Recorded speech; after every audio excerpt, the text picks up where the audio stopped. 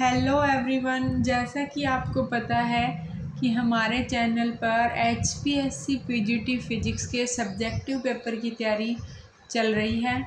तो हम इसमें इम्पोर्टेंट क्वेश्चन की सीरीज़ कर रहे हैं। तो हम आज करेंगे स्टार की फैक्ट को। तो स्टार की फैक्ट स्टार्ट करेंगे। The phenomena of splitting of spectral line by the action of the electric field is called Stark effect। तो स्टार्क इफेक्ट क्या है कि स्प्लिटिंग हो जाती है किसकी हेल्प से, इलेक्ट्रिक फील्ड की हेल्प से। जीमान इफेक्ट में क्या होता था, स्प्लिटिंग किसकी वजह से होती थी, मैग्नेटिक फील्ड की वजह से। लेकिन स्टार्क इफेक्ट में स्प्लिटिंग किसकी वजह से होती है, इलेक्ट्रिक फील्ड की वजह से। इंपॉर्टेंट है ये पॉइंट। ये देखो बाल्मर सीरीज है हाइड्रोजन एटम की। तो यहाँ N1 है, 2, 3, 4, 5। जब हम 3 से 2 पर ट्रांजिशन, 4 से 2 पर, 5 से 2 पर, तो H alpha line, H beta, further splitting हो रही हाइड्रोजन एटम में H गामा। ये बाल्मर सीरीज है। H gamma greater than H beta greater than H alpha. इसको हम बाद में डिस्कस करेंगे अच्छे से। और इलेक्ट्रिक फील्ड की वैल्यू कितनी अप्लाई करी है, 10⁵ वोल्ट पर सेंटीमीटर। मेन फीचर, ये इंपॉर्टेंट पॉइंट है कि कितना इलेक्ट्रिक फील्ड आपने अप्लाई किया है। मेन फीचर क्या है स्टार्क इफेक्ट के, नंबर फर्स्ट फीचर है every line split into several component line in Balmer series of hydrogen atom. कि हर एक लाइन जो है यहाँ दिखाई भी है कि देखो ये हर एक लाइन सेवरल कंपोनेंट में ब्रेक हो गई है हाइड्रोजन एटम की। H gamma greater than H beta greater than H alpha. Second point, when view parallel to the electric field sigma component are unpolarize and pi component are absent. जब हमने parallel to electric field देखा तो sigma component unpolarise था और पाई component absent था।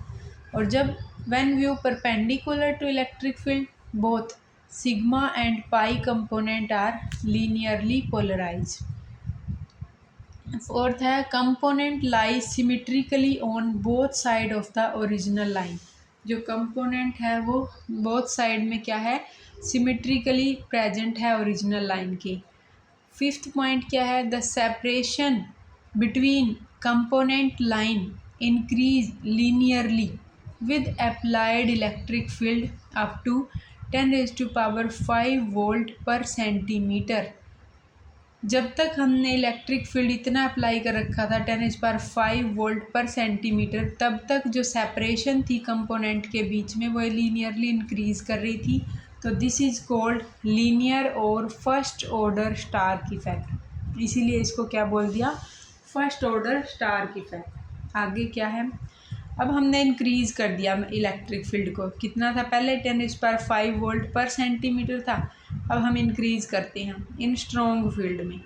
तो कितना, greater than 10⁵ volt पर सेंटीमीटर। इससे ग्रेटर जब हम लेंगे तो वो कैसे वेरी करेगा, कॉम्प्लिकेटेड इफेक्ट आर ऑब्जर्व। तो हमें कॉम्प्लिकेटेड इफेक्ट दिखे हैं तो उसको हम आगे वैसे सेकंड ऑर्डर भी बोल देते हैं स्टार्क इफेक्ट का।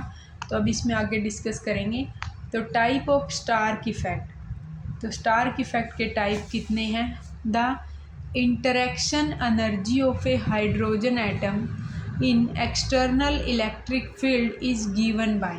पहले हम टाइप देखने से पहले इंटरेक्शन एनर्जी की बात कर लेते हैं हाइड्रोजन एटम की।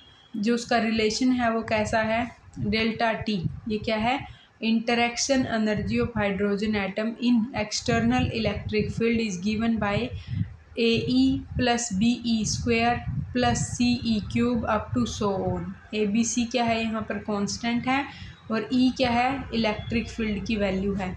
E is the strength of electric field and ABC are constant. ये इंपॉर्टेंट रिलेशन है। उसके बाद सबसे पहले हम बात कर लेते हैं फर्स्ट ऑर्डर स्टार्क इफेक्ट की। If the Stark splitting is directly proportional to electric field, जैसे ये दिखाया है, अगर स्टार्क स्प्लिटिंग इलेक्ट्रिक फील्ड के डायरेक्टली प्रोपोर्शनल है यानी लीनियरली है, and can be express by taking into account only first term of equation, that is ΔT = AE, यानी ΔT is proportional to E, then it is called first order stark effect।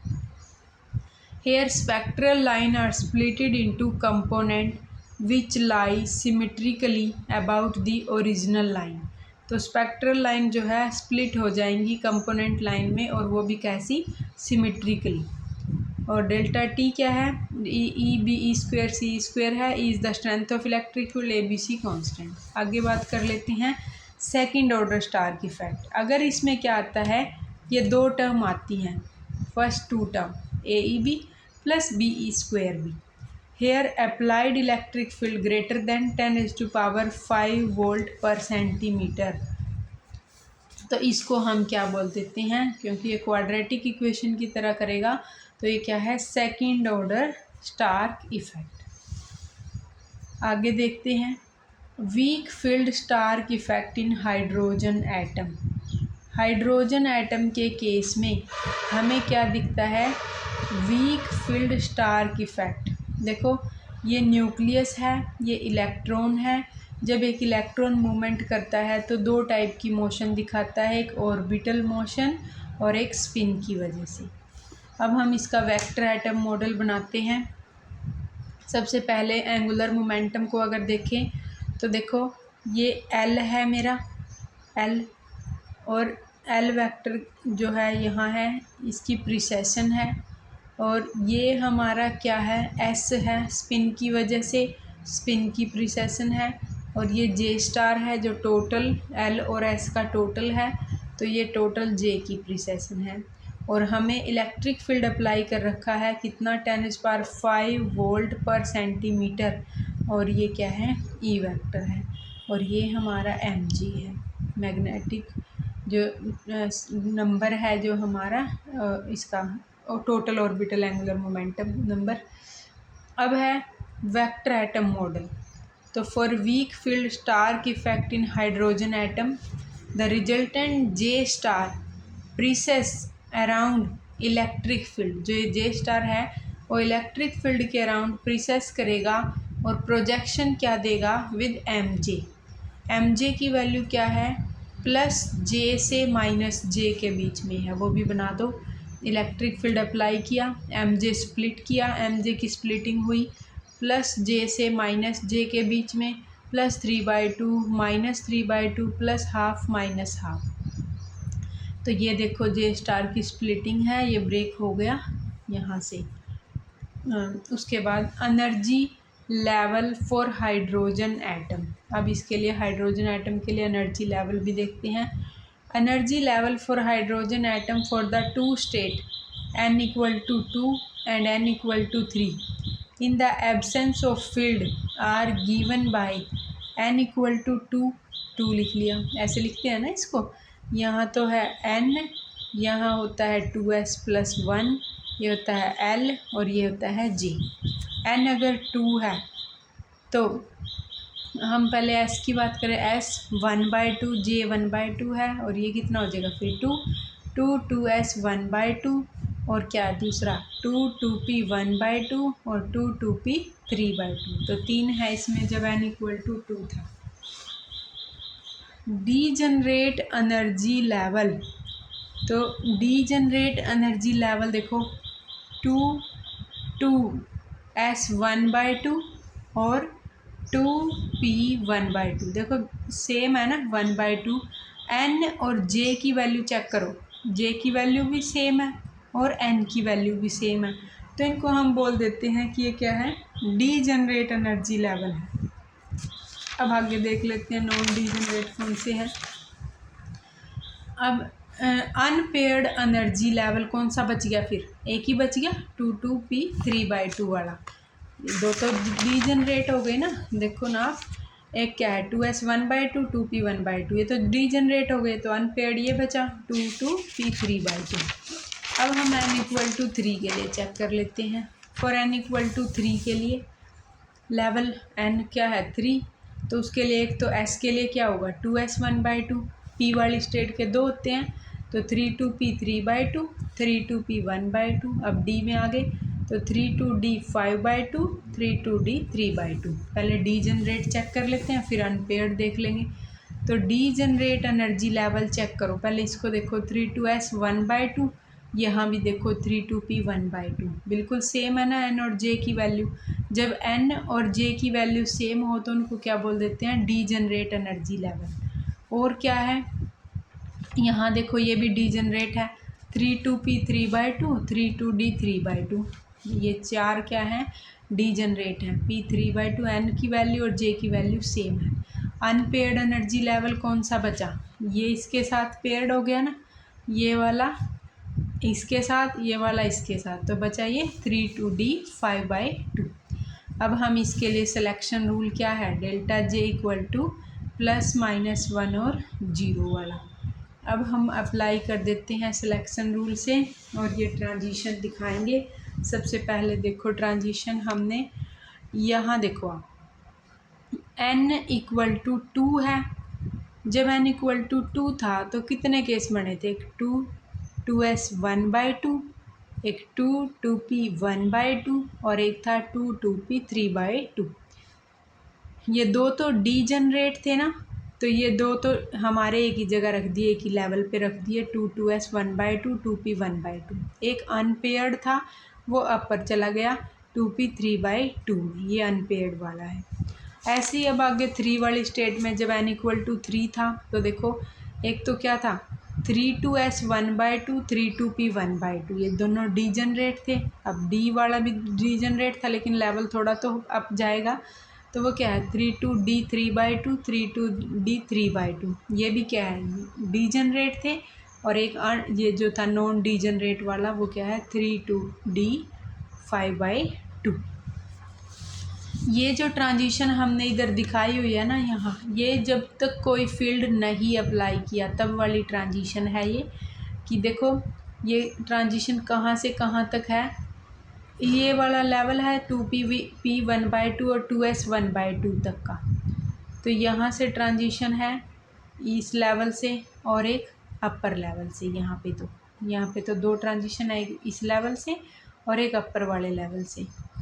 अब देखो second 2p 3/2 पर कहाँ कहाँ से transition है, 3 2s 1/2 से और एक 3 2d 3/2 से और एक 3 2d 5/2 से ट्रांजिशन है।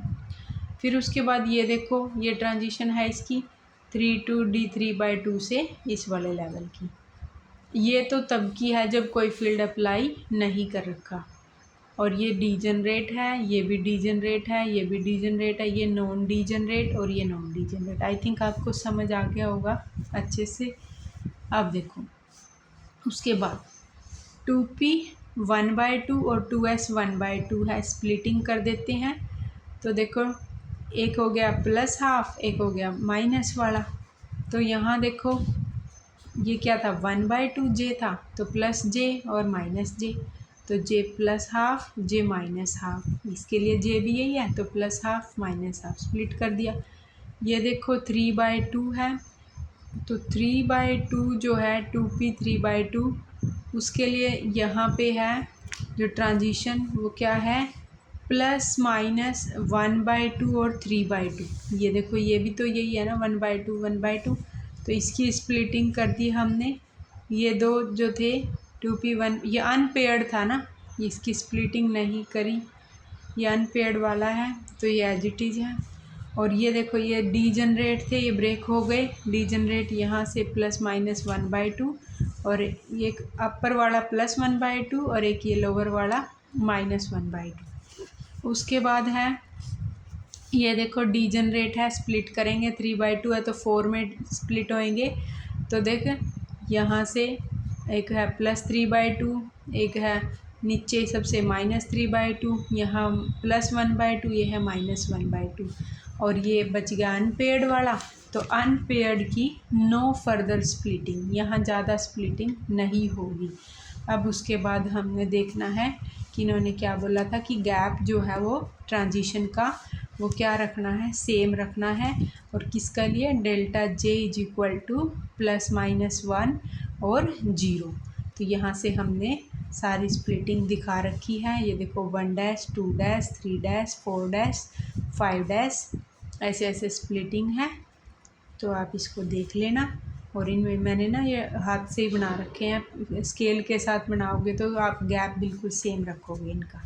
तो ये था हमारा स्टार्क इफ़ेक्ट की जो स्प्लिटिंग का जो डायग्राम था। अब वो कंक्लूजन देखते हैं क्या निकला। Degenerate energy level so splitting इन वीक इलेक्ट्रिक फील्ड। जब तक इलेक्ट्रिक फील्ड वीक था, कम था, तो डीजनरेट एनर्जी लेवल स्प्लिटिंग कर रही थी।